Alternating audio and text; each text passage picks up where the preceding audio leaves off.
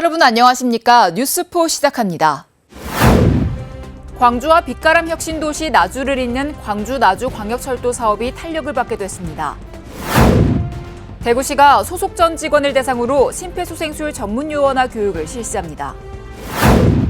충북도가 주소 기반 자율주행차 주차 시범 사업에 선정됐습니다.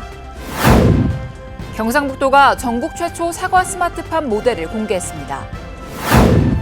제주도가 제주 평생교육카드 발급을 개시합니다.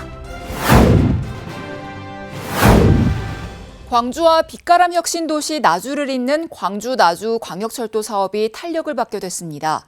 기획재정부의 예비타당성 대상 사업으로 확정된 건데요. 철도가 개통되면 광주와 나주가 단일 생활권으로 묶어지고 이 빛가람 혁신도시의 정주 여건도 크게 개선될 것으로 기대됩니다. 광주 나주 광역철도 사업은 광주와 나주를 잇는 호남권 최초의 광역철도입니다.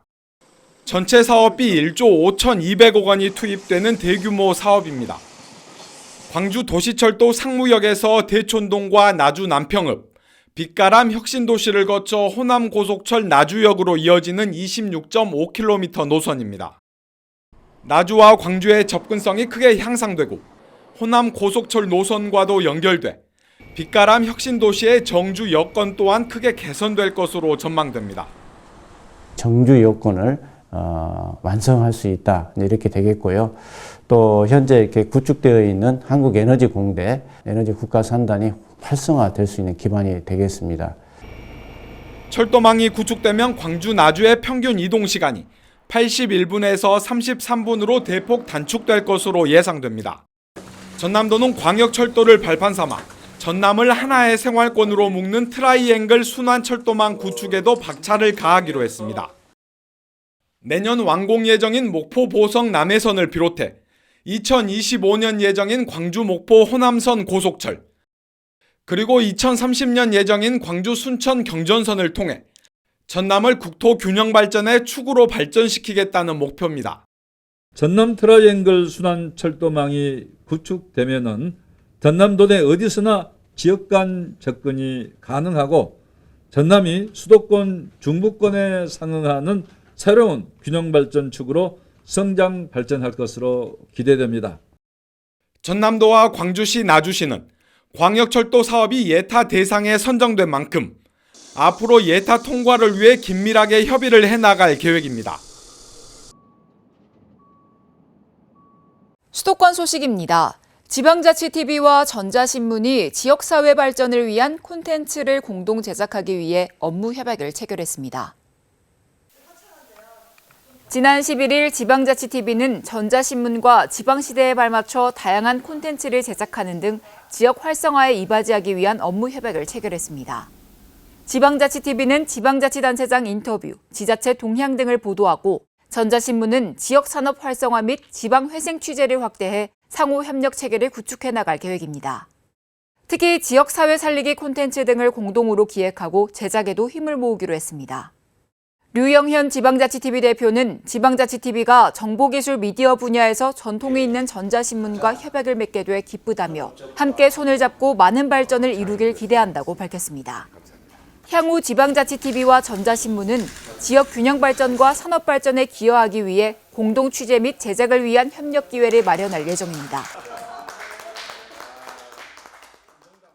요즘은 다중 인파에 따른 안전사고를 예방하는 것이 매우 중요한데요. 마포구가 안전사고 예방을 위한 스마트 알림 전광판 시스템을 구축했습니다. 마포구는 관내 군중 밀집 지역의 인파사고 위험 지점을 사전에 예측하고 안전사고 예방 대책을 수립해 안전도시를 구현하고자 스마트 알림 전광판 시스템을 추진하고 있습니다. 이 시스템은 지능형 CCTV를 통해 인구 밀집 상황을 실시간 모니터링하고 전광판 디스플레이를 통해 알림 및 지역 정보를 송출할 계획입니다. 구체적으로 1단계는 미세먼지 및 날씨 정보, 2단계는 주의 문구 및 주변 안전 정보, 3단계는 위험 문구 등의 알림을 송출합니다. 이후 위험 알림을 구청 상황실과 연계해 즉시 대응 가능하도록 추진하고 있습니다. 이에 앞서 마포구청장 및 관계자들이 홍대 관광특구에서 시스템 구축을 위한 시연을 실시했습니다. 여기서 시스템을 확인하고 더 좋은 방향을 위한 의견을 나누는 시간을 가졌습니다. 한편 이날은 시연을 끝으로 홍대 레드로드 현장을 점검하며 마무리했습니다. 경기도 소식입니다. 극심한 지역 갈등을 일으킨 서울 구로 차량기지의 광명시 이전 사업이 사실상 무산됐습니다. 광명시는 구로 차량기지 광명 이전 사업 철회에 환영의 뜻을 밝혔습니다. 기획재정부가 9일 최상대 2차관 주제로 재정사업평가위원회를 열고 예타 대상 사업과 면제 사업 선정 안건을 심의 의결했습니다. 구로 차량기지를 광명으로 이전하는 사업을 심의한 결과 타당성이 부족하다고 판단하고 예타 대상에서 제외했습니다. 구로 차량기지 광명 이전 사업이 타당성 없음으로 결론 나자 광명시는 환영의 뜻을 밝혔습니다. 광명시는 구로 차량기지 광명 이전 사업의 사실상 백지화에 따라 지속 가능하고 회복력 있는 도시로의 성장에 더욱 박차를 가할 계획입니다. 신천 하안 신림선 등의 철도 계획을 추진 중이며 광명 하안 2 공공주택지구와 광명시흥 3기 신도시 등 대규모 개발 사업도 토론회 등을 거쳐 시민중심 시민주도 개발 사업으로 진행할 예정입니다. 박승원 광명시장은 광명시 전역에서 시민들이 보여줬던 이번 항쟁의 들불을 광명시 미래를 위한 환한 등불로 다시 밝히기 위해 최선을 다하겠다고 밝혔습니다. 계속해서 광역시 소식입니다. 대구시가 급성 심장정지 응급 환자에 대한 직원들의 대처 능력을 향상시키기 위해 시 소속 전 직원을 대상으로 심폐소생술 전문요원화 교육을 실시합니다. 교육 첫날에는 심폐소생술 교육의 중요성을 알리고 전 직원의 적극적인 동참을 유도하기 위해 시 간부 공무원을 대상으로 산격청사 4층 대회의실에서 우선 교육을 실시했습니다. 교육은 안전교육 전문 강사가 실제 상황 사례들을 다양하게 전달하고 4분의 골든타임 동안 의식 확인, 구조 요청, 마테킹을 이용한 가슴 압박 등을 직접 체험하는 방식으로 진행됐습니다. 이번 심폐소생술 교육은 5월과 6월 2달에 걸쳐 직원 2,700여 명을 대상으로 진행할 예정입니다. 제19회 대구광역시장배 전국철인 3종 대회가 수성못과 신천동로 일원에서 펼쳐졌습니다. 대구광역시장배 철인 3종 대회는 10대부터 70대까지 남녀 동호인 부별로 실력을 겨루고 특히 부부 철인 부문과 장애인 부문이 대구대회의 특징입니다. 경기는 수영 1.5km, 사이클 40km, 달리기 10km 순이며 수성못을 크게 한 바퀴 도는 수영, 상동 내거리에서 무태교를 2번 왕복하는 사이클, 수성못 주변을 5바퀴 도는 달리기 코스로 진행됐습니다. 대구광역시장배 전국철인 3종 대회는 2004년 첫 대회 이후 매년 900여 명이 참가하는 대한철인 3종협회 공인대회로 통영 ITU 트라이애슬론 월드컵 대회와 함께 국내 최고의 대회로 손꼽힙니다. 강원도 소식입니다. 평창군이 2023년 농축협 상생 한마음 대회를 열었습니다. 농협 평창군 지부와 평창군 관내 농축협 조합장, 임직원 등 600여 명이 참석한 가운데 계통 간 상호 이해 증진 및 협력적 조직 문화 확산을 위해 개최됐습니다. 길었던 코로나19로 3년 만에 열린 이날 행사에는 체육 행사는 물론 강릉 경포산불과 주택 화재로 터전을 잃어버린 임직원에 대한 기부금 전달 행사도 함께 진행돼 훈훈함을 더했습니다. 농협 평창군 지부는 적극적인 참가를 통해 상생의 정신을 보여주신 농축협 임직원 모두에게 감사드린다며 또 긴 시간 대회를 함께 준비한 평창농협 관계자에게도 감사의 말씀을 전했습니다. 평창 한우마을 대관령점에서는 5월 가정의 달을 맞아 어르신들을 초청해 한우불고기 나눔 행사를 가졌습니다.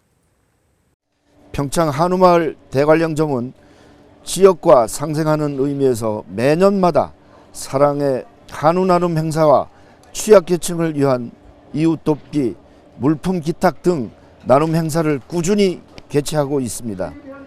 이날 평창 한우마을 대관령점에서는 대관령 적십자 봉사회원 20여 명과 함께 대관령 노인회 어르신 300여 명을 초청해 정성 가득한 불고기 식사를 대접했습니다. 평창 한우마을 대관령점은 지역 어르신들과 한자리에 모여 함께 웃으며 정을 나눌 수 있어 행복했다며 지역 상생 기업으로서 앞으로도 지속적인 나눔 활동을 실천하겠다고 전했습니다. 횡성군이 지역 청년들의 적극적인 구직 활동을 위해 1인당 최대 15만 원의 청년 면접 수당을 지원합니다. 대상은 횡성군 소재 기업 취업 면접에 참여한 만 18세에서 39세 청년입니다. 신청은 이달부터 11월 30일까지로 지원금은 신청자의 거주지, 면접 응시 여부 등의 제출 서류 검증을 거쳐 횡성사랑카드에 면접 1회당 5만 원, 최대 15만 원의 면접 수당을 지급하게 됩니다. 청년 일자리 지원 사업 중 지역 혁신형, 지역 포용형과 강원도 일자리재단의 청년 취업 준비 쿠폰 지원에 참여 중이면 중복 지원은 받을 수 없으며 기타 자세한 사항은 횡성군 홈페이지를 통해 확인하면 됩니다. 횡성군이 민간 투자 유치 활성화 촉진을 위해 제1호 횡성군 투자협력관을 위촉했습니다. 횡성군 투자협력관은 횡성군의 투자유치 자문 및 투자기업 발굴 등 업무를 측면 지원하는 역할을 하며 비상근 무보수 명예직으로 운영됩니다. 제1호 횡성군 투자협력관으로 위촉된 조창진 회장은 안흥면 출신으로 SG건설 이사, 지원방송회장, 강원도 상공회의소협의회 회장직을 맡고 있으며 강원도 지역경제 발전을 위해 다양한 노력을 기울여 왔습니다. 특히 도내 기업인들로 구성된 상공회의소 활동을 통해 주변에 다양한 인맥이 포진된 전문 경연인 입지를 활용해 투자기업 및 민간자본 유치에 큰 힘이 될 것으로 기대가 모아지고 있습니다. 계속해서 충청도 소식입니다. 충북도가 주소 기반 자율주행차 주차 시범 사업에 선정됐습니다. 이번 사업은 주차면에 도로명 주소를 기반으로 하는 위치 정보를 부여하는 사업입니다. 2025년 자율주행차 규모가 420억 달러까지 커질 것으로 전망됨에 따라 정부에서는 2027년까지 세계 최초로 완전 자율주행차 상용화를 목표로 제도 및 인프라 개선, 기술 개발 등을 적극적으로 추진하고 있습니다. 이번 시범 사업을 통해 구축된 주소 정보는 자율주행차 주차 관련 신산업 발전의 기폭제가 될 것으로 기대됩니다. 충북도가 미래 산업의 게임 체인저로 전 세계가 주목하고 있는 양자 산업 생태계를 조성합니다. 양자 기술은 더 이상 쪼개지지 않는 양자적 특성을 정보통신 분야에 적용해 보안 등에 활용하는 정보통신 기술입니다. 도는 반도체와 2차 전지 등의 산업 기반을 바탕으로 양자 산업 생태계 조성에 앞장선다는 계획입니다. 이에 도는 양자 과학기술 산업 생태계 발전을 주제로 포럼을 개최하고 양자기술 전문연구원 설립 유치를 위한 기획 용역에 착수하기로 했습니다. 이어서 경상도 소식 전해드립니다. 경상북도가 안동시 임하면 오대리에 시범 조성된 전국 최초 사과 스마트팜 모델을 공개했습니다. 전국 최초 사과 스마트팜 모델은 디지털 기반 첨단 산업으로 농업 대전환을 추진하고 있는 경상북도의 야심작입니다. 경상북도는 노동과 경험에 의존하는 관행농업으로는 성장에 한계가 있다는 판단 아래 사과 산업의 스마트화를 추진하게 됐습니다. 경상북도는 사과 스마트팜의 빠른 확산을 위해 농민사관학교와 한국미래농업연구원을 통한 농가교육 및 컨설팅을 실시하고 ICT 융복합 시설 장비 설치 및 정보 시스템 구축 등을 지원할 예정입니다. 아울러 의성군 사곡면 일원에 조성될 마늘 스마트 단지 등 노지 스마트 농업 적용 품목을 점진적으로 확대해 나간다는 방침입니다. 이철우 경북도지사는 4차 산업혁명 시대에 걸맞게 첨단 과학 기술을 바탕으로 산업 경쟁력을 끌어올려야 된다며 농업 대전환의 필요성을 강조했습니다. 경상북도가 대구 경북 신공항 범도민추진위원회 출범식을 개최했습니다.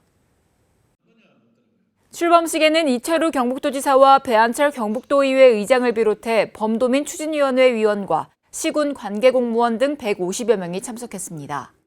위원회는 도민의 의견 청취와 소통을 통해 대구 경북 신공항의 성공적 건설과 공항을 활용한 시군별 지역 발전 방안을 모색하고 정부 정치권의 지역의 요구를 전달하는 창구 역할을 할 계획입니다.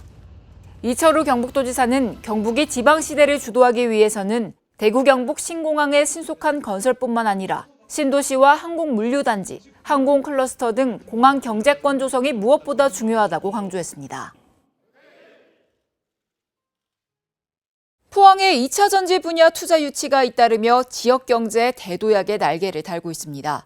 2차 전지 전문 연구교육기관부터 탄탄한 산업 생태계까지 갖춘 포항시, 배터리 초격차 선도도시로서 성공 가도를 달리고 있습니다.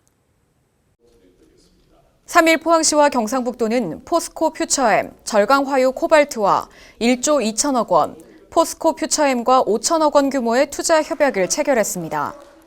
이번 업무 협약에 따라 포스코 퓨처엠과 절강화유 코발트는 신규 합작 법인을 설립해 포항 블루벨리 국가산단 내 올해 공장 착공을 목표로 2027년까지 총 1조 2천억 원을 투자하고 니켈 정제 및 전구체를 생산할 계획입니다. 절강화유 코발트는 중국 최대 코발트 생산 기업이자 세계에서 손꼽는 전구체 생산 기업입니다. 또 포스코 퓨처엠은 포항 블루벨리 국가산단에 1단계 약 3,500억 원을 투자해 연 18,000톤의 인조흑연 음극재 생산 공장을 건설 중이며 추가로 2025년까지 약 5천억 원을 투자해 공장을 증설할 계획입니다. 포스코 퓨처엠은 국내에서 유일하게 양극재와 음극재를 모두 생산하는 2차 전지 소재 선두 기업으로 현재 영일만 산단 내에 하이니켈 양극재 생산 공장을 건설하고 있습니다. 이 밖에도 포항에는 올해 포스코 실리콘 솔루션이 3천억 원을 투자하는 등 기업 투자가 잇따르고 있으며 가칭 에코프로 블루벨리 캠퍼스 2조 원 투자가 확정되면 2차 전지 분야에만 총 5조 원의 대규모 투자 유치를 달성하며 2차 전지 특화단지 최적지로 자리매김할 전망입니다. 이어서 광주 전남 소식입니다. 5.18 민주화운동 당시 계엄군이 저지른 성폭력 사건이 정부기관 조사를 통해 공식적으로 규명될 수 있을지 주목됩니다. 51건의 계엄군 성폭력 사건을 조사 중인 5.18 진상규명조사위원회는 활동 시한인 연말까지 조사를 마무리할 계획입니다. 5.18 진상규명조사위원회가 현재 조사 중인 계엄군 성폭력 사건은 모두 51건입니다. 2018년 5.18 성폭력 공동조사단이 확보한 17건, 광주시 보상심의 자료 26건, 조사위가 자체 접수한 8건 등입니다. 조사위는 이중 조사가 불가능한 것을 제외한 21건에 대한 피해자 면담 조사를 마쳤고 3건은 피해자가 숨져 참고인 진술을 확보했습니다. 넘어온 자료마저도 같이 또 조사를 하고 있습니다. 그러니까 뭐 불신해서가 아니라 거기에 나온 정황이라든가 그것도 마찬가지 피해자 중심으로 돼 있다면은 이제 가해자라든가 가해 부대를 찾는 그 작업을 지금까지도 진행하고 피해자들은 당시 여고생이나 여대생 등 젊은 여성들로 집단 성폭행 정황까지 일부 확인된 것으로 알려졌습니다. 피해 이후 상당수가 정신질환을 앓았고 이 중 한 명은 스스로 목숨을 끊은 것으로 파악됐습니다. 하지만 성폭력 가담자로 의심되는 계엄군에 대한 조사위 조사에서 이들은 모두 성폭력 사실을 부인하고 있습니다. 피해 진술과 시간대별 계엄군의 동선을 확인하는 등 피해 진술의 신빙성을 높이는 것이 진상규명의 관건이 될 것으로 보입니다. 조사위는 연말쯤 안매장과 더불어 계엄군 성폭력 사건 조사 결과를 발표할 계획입니다. 110억 원의 예산이 투입된 상무 국민체육센터가 지난달 문을 열었지만 수영장은 개장하지 못하고 있습니다. 다른 수영장에 비해 처우가 열악해 수영 강사를 뽑지 못했기 때문인데요. 수영장 개장을 학수해 오던 주민들의 실망이 커지고 있습니다. 광주광역시 서구의 상무국민체육센터. 국비 등 무려 110억 원의 예산을 들여 착공 3년 만인 지난달 문을 열었습니다.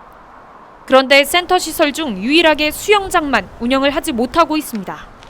개장을 미루면서까지 2달 동안 강사 채용에 나섰지만 법적 기준인 3명을 채우지 못했기 때문입니다. 최근 가까스로 3명 기준을 맞추며 오는 16일 개장을 하게 됐지만 인력의 공백이 생길 경우 운영은 또다시 멈춰설 수밖에 없는 상황입니다. 5월달부터는 그 일꾼만 발행하고 강습이 들어가게 되더라도 6월달부터는 들어갈 것 같습니다. 어떤 식으로 강습이 언제부터 들어가고 몇 개 반이 운영되고는 아직 내부적으로 아직 검토 중이긴 한데 다른 민간 시설에 비해 근무 조건이 열악해 수영 강사를 구할 수 없었다는 비판이 나옵니다. 제대로 운영을 하기 위해서는 최소한의 강습과 그다음에 시간 연장을 위해서 7명과 최소한 9명의 인원이 확보가 돼야 되는데 4명밖에 안 됩니다. 그래서 이후에 수영 강사를 처우하고 인력이 충원이 돼야 된다고 생각을 합니다. 상황이 이렇다 보니 수영장 운영일은 다른 시설의 4분의 1 수준에 불과하고 하루 운영 시간도 무려 6시간이나 적습니다. 수영 강습 프로그램 또한 아직 준비되지 않았습니다. 기대감에 부풀었던 주민들은 실망을 감추지 못하고 있습니다. 바로 옆에도 수영할 수 있는 그 순번이 저한테도 왔었는데 여기를 다니기 위해서 거기도 가감히 신청 안 하고 했었는데 계속 딜레이가 돼서 많이 속상하고 100억 원이 넘는 혈세를 투입하고도 늑장 개장을 하는 데 대한 비판이 커지자 광주 서구청과 서구시설관리공단은 관리와 운영 주체 등을 운운하며 서로 책임만 떠넘기고 있습니다. 특별자치도 소식입니다. 제주도가 제주형 평생교육 바우처 사업의 지원 카드인 제주 평생교육 카드 발급을 개시합니다. 제주형 평생교육 바우처 사업은 기초생활수급자, 차상위 계층, 한부모 가정 구성원에게 1인당 연 35만 원을 바우처로 지급하는 사업입니다. 제주 평생교육 카드는 올해 12월 31일까지 연 35만 원 범위 내에서 평생교육 바우처 시스템에 등록된 평생교육기관에서 사용할 수 있습니다. 오영훈 지사는 제주 평생교육 카드 발급 첫날 농협은행 제주도청점을 찾아 카드를 발급받는 청년들을 격려했습니다. 오영훈 지사는 제주 청년들의 꿈을 응원한다며 앞으로도 더 많은 청년들이 새롭게 꿈을 설계하고 실현할 수 있도록 적극적인 교육 지원 정책을 펼쳐나가겠다고 말했습니다. 제주형 생애주기별 통합돌봄 체계 구축을 위한 전문가 특강 및 읍면동과의 정책 공유회가 제주도청에서 열렸습니다. 이번 행사는 생애주기별 통합돌봄 체계에서 통합돌봄 전담창구 역할을 담당하는 읍면동의 실행력을 확보하기 위해 마련됐습니다. 이날 행사는 전문가 초청 특강 및 질의응답, 제주형 생애주기별 통합돌봄체제 기본계획안 설명 등으로 진행됐습니다. 특히 올해 10월부터 신규 사업으로 시행되는 통합돌봄 서비스안과 읍면동 통합돌봄 전담창구의 역할을 공유했습니다. 오영훈 지사는 통합돌봄을 위한 공공 역할의 중요성을 강조하고 도민에게 실질적으로 필요한 돌봄 서비스를 제공하도록 최선을 다할 것을 강조했습니다.